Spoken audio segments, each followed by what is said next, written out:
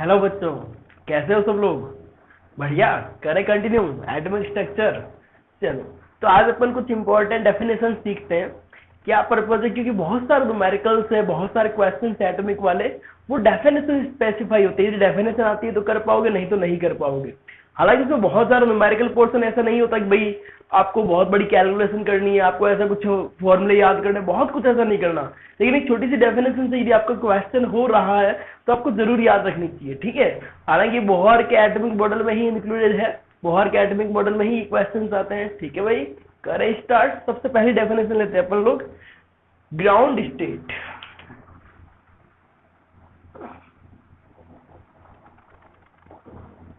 Ground state का मतलब क्या होता है, उसको डिफाइन करते हैं, परिभाषित करते हैं, बताते हैं। आद्य अवस्था बोलते हैं हिंदी में, आद्य अवस्था। ग्राउंड स्टेट का मतलब यदि इलेक्ट्रॉन फर्स्ट सेल में प्रेजेंट है, यदि electron n equals to first shell में प्रेजेंट है, तो उसको क्या बोला जाएगा, इलेक्ट्रॉन अभी ग्राउंड स्टेट में। अदरवाइज इसको क्या नाम दिया जाएगा, एक्साइटेशन स्टेट, ठीक है। चलो, तो इसमें क्या होगा, when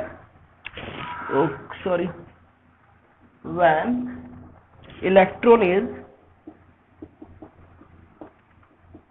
present in first cell, then it is known as ground state. Ground state of electron, और ओनली ग्राउंड स्टेट बोल सकते हैं, उसमें भी कोई गलत नहीं है, दिक्कत नहीं है, ठीक है, फेमस चीज है। चलो नेक्स्ट आते हैं, excitation state. Excitation state simple सी डेफिनेशन है ये भी। जब electron other than n is equal to first में बैठा है, मतलब सेकंड सेल में बैठा है, थर्ड सेल में बैठा है, फोर्थ सेल में, और कहीं पे भी बैठा है, तो इसको ग्राउंड स्टेट तो नहीं बोला जाएगा ना, कुछ और बोला जाएगा ना, क्योंकि वो एक्साइटेड है, वो और अलग अलग सेल में है।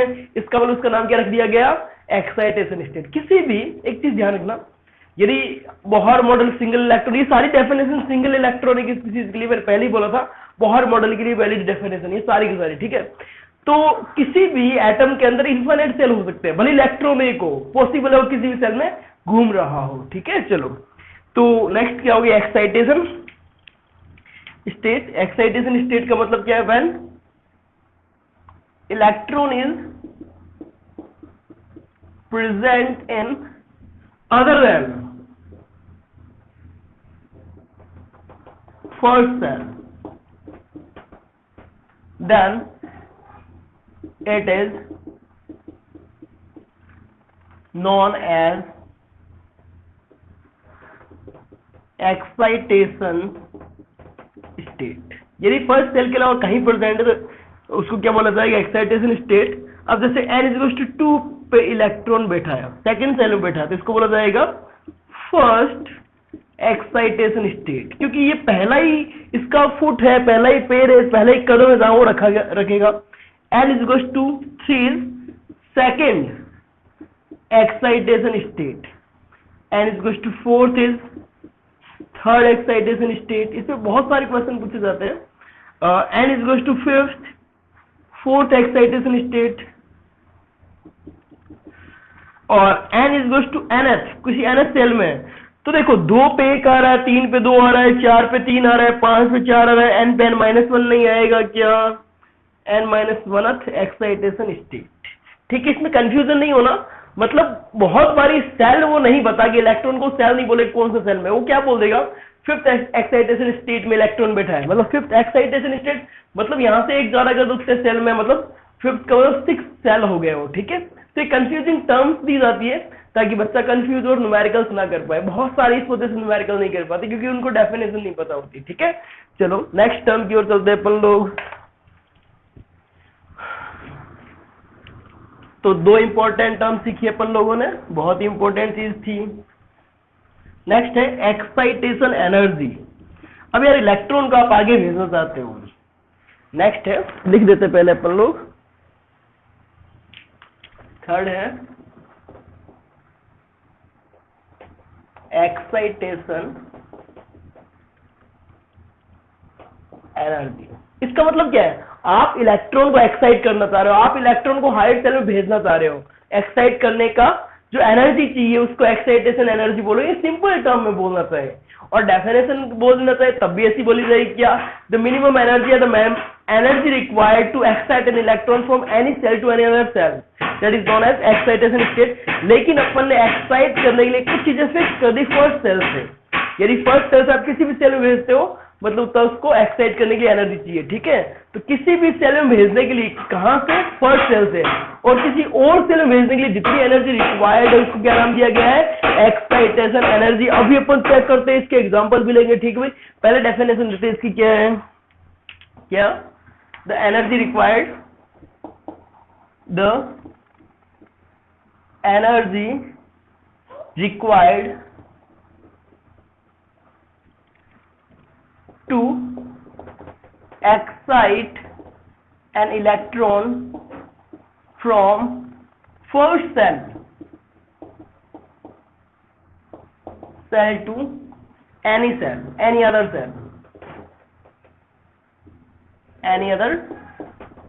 cell is known as excitation energy। मतलब किसी भी सेल में, एक फर्स्ट सेल से किसी भी सेल में आपको भेजना है तो जो एनर्जी रिक्वायर्ड है उसको क्या नाम दिया गया, एक्साइटेशन एनर्जी। एग्जांपल देख, जैसे n is goes to first है, n is goes to first से n इज गोस टू 2 पे भेजना है, इसको एक्साइट नहीं करना पड़ेगा क्या, तो ये इसकी क्या होगी, एक्साइटेशन एनर्जी। इसके लिए जितनी एनर्जी रिक्वायर्ड, जैसे हाइड्रोजन में समझाता हूँ तुम लोगों को, हाइड्रोजन को फर्स्ट सेल से सेकंड सेल में भेजना है तो कितनी एनर्जी चाहिए, 10.2 इलेक्ट्रॉन वोल्ट। तो इसकी एक्साइट करने के लिए कितनी एनर्जी रिक्वायर्ड होगी, 10.2 प्लस का 10.2 इलेक्ट्रॉन वोल्ट, ठीक है। तो ये होगी फर्स्ट एक्साइटेशन एनर्जी, ठीक है।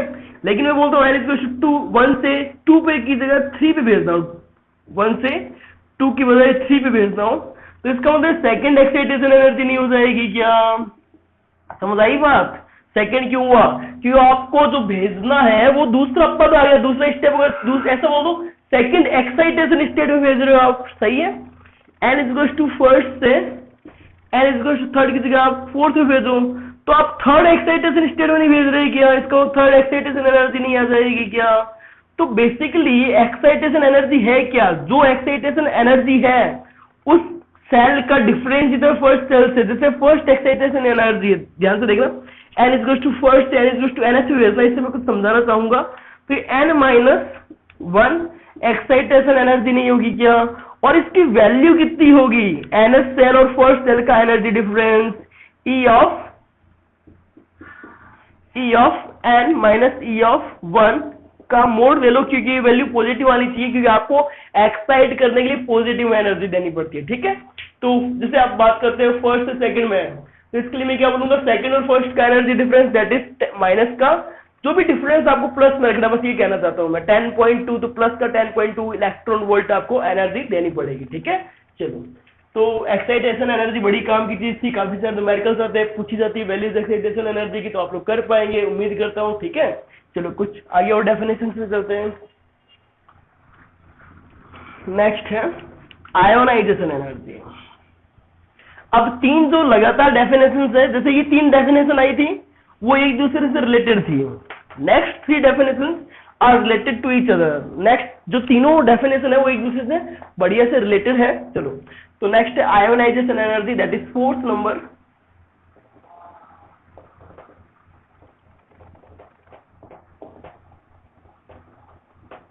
चलो, तो आयोनाइजेशन एनर्जी क्या होती है, वैसे नाम से पता चलता है कि आयोनाइज, हालांकि यहाँ पर एक ही इलेक्ट्रॉन उसको आयोनाइज करने का मतलब उसी इलेक्ट्रॉन को रिमूव करना, निकालने का मतलब क्या होता है, यदि इलेक्ट्रॉन की टोटल एनर्जी नेगेटिव, इसका मतलब वो एटम के अंदर बॉन्डेड है, और यदि इसको निकालना है तो टोटल एनर्जी क्या करो उसकी 0, और जैसे उसकी टोटल एनर्जी 0 करोगे तो इसका मतलब वो किसी भी एटम से बॉन्डेड नहीं है, ठीक है।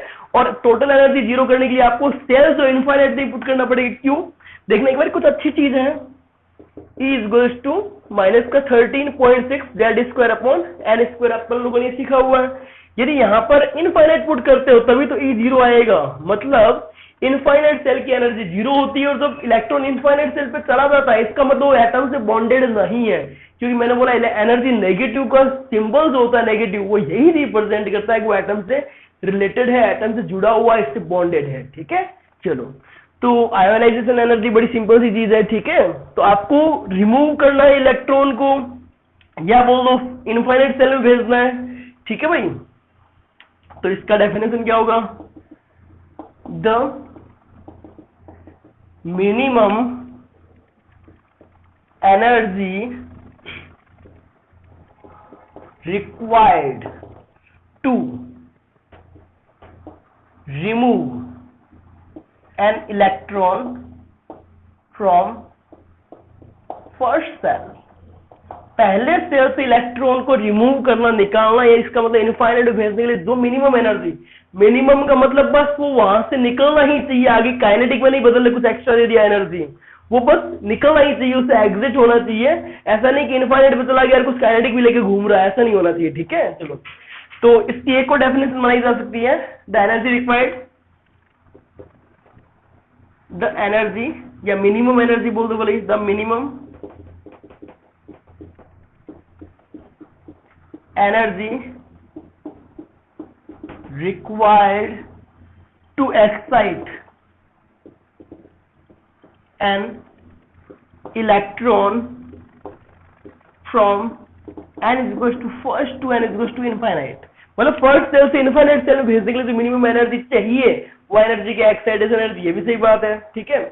और जैसे आप हाइड्रोजन की चर्चा करते हैं, आयनाइजेशन एनर्जी, तो हाइड्रोजन एटम की आयनाइजेशन एनर्जी की बात करें तो n is equal to first में उसकी एनर्जी जो होती है, एनर्जी कितनी होती है, माइनस का 13.6 इलेक्ट्रॉन वोल्ट। अब इस इलेक्ट्रॉन को इनफाइनाइट भेजना है, इसकी एनर्जी जीरो करनी है, तो आपको कितनी एनर्जी देनी पड़ेगी इसको आयोनाइज करने की, प्लस का 13.6 इलेक्ट्रॉन वोल्ट। मतलब हर एटम में जो आयोनाइज करने की एनर्जी चाहिए, हर एटम की जो आयोनाइजेशन एनर्जी है, क्या उसके फर्स्ट सेल की जो एनर्जी है उसका मोड नहीं होगा क्या, उसका आगे मोड लगा दो, क्योंकि उतनी ही पॉजिटिव एनर्जी चाहिए होगी जो फर्स्ट सेल में एनर्जी, उतनी ही पॉजिटिव एनर्जी चाहिए उसको एक्साइट करने के लिए, इनफाइनाइट भेजने के लिए, इसको रिमूव करने के लिए इलेक्ट्रॉन को, ठीक है।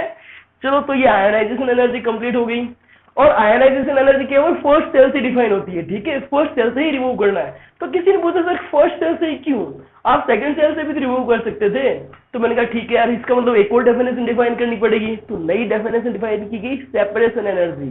तो next is our next heading is separation energy. चलो, तो नोट कर लें, ये अच्छा पॉइंट है यार, इसका ये फॉर्मूला है, ये ट्रिक है।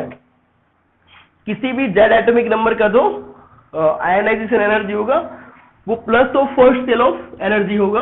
चलो, तो देखो नेक्स्ट बेटा, नेक्स्ट अपनी fifth definition, separation energy.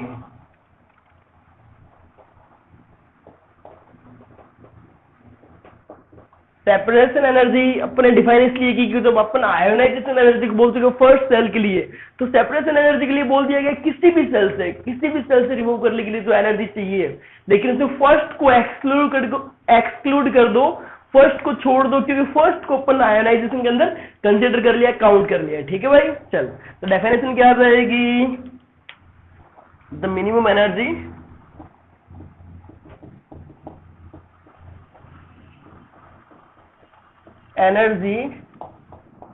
required to remove an electron from any cell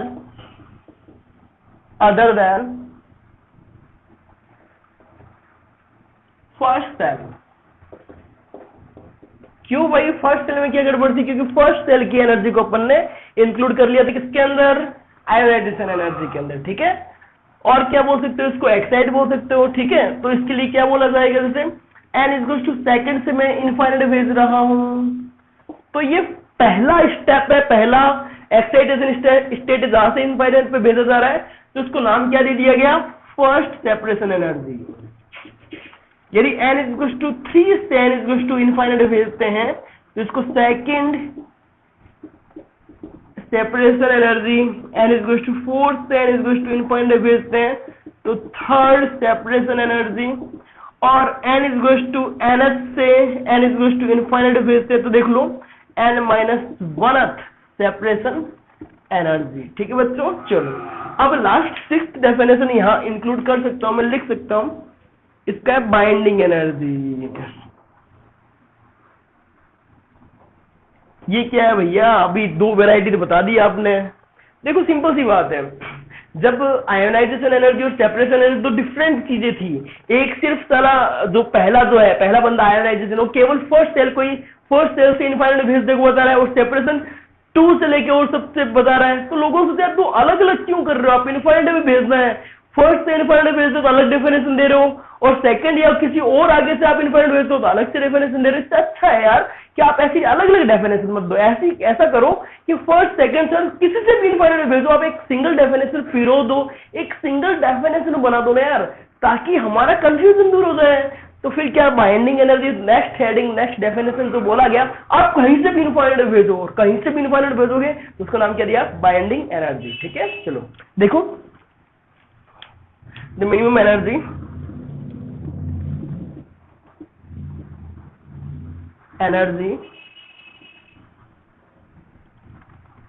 required to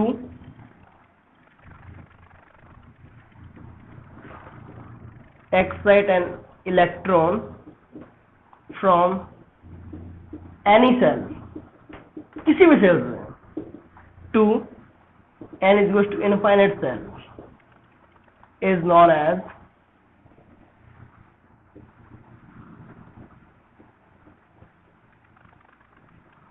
binding energy. अब देख लो, फर्स्ट से भेज रहे हैं, तो फर्स्ट से जो भेजेगा तू n is equals to first से n is equals to infinite भेजेगा, तो फर्स्ट बाइंडिंग एनर्जी हो जाएगी। n is equals to second से n is equals to infinite भेजेगा तो ये सेकंड बाइंडिंग एनर्जी हो जाएगी। n is equals to third से n is equals to infinite भेजेगा तो ये थर्ड हो जाएगी बाइंडिंग एनर्जी। और n is equals to nth से n is equals to infinite भेजेगा तो nth बाइंडिंग एनर्जी हो जाएगी। लेकिन एक खास बात क्या इन डेफिनेशंस में, क्या ये आयोनाइजेशन एनर्जी नहीं है क्या ये फर्स्ट सेपरेशन एनर्जी नहीं है क्या सेकंड, ये जो है ये सेकंड सेपरेशन एनर्जी नहीं है क्या, और क्या n-1th सेपरेशन एनर्जी नहीं है क्या? क्योंकि बहुत बारी क्वेश्चन इस पर बोल दिया जाता है कि सेकंड बाइंडिंग एनर्जी जो है किसके इक्वल है, तो फर्स्ट सेपरेशन एनर्जी के इक्वल है, क्योंकि दोनों में ही n=2 से इनफाइनाइट भेजना होता है।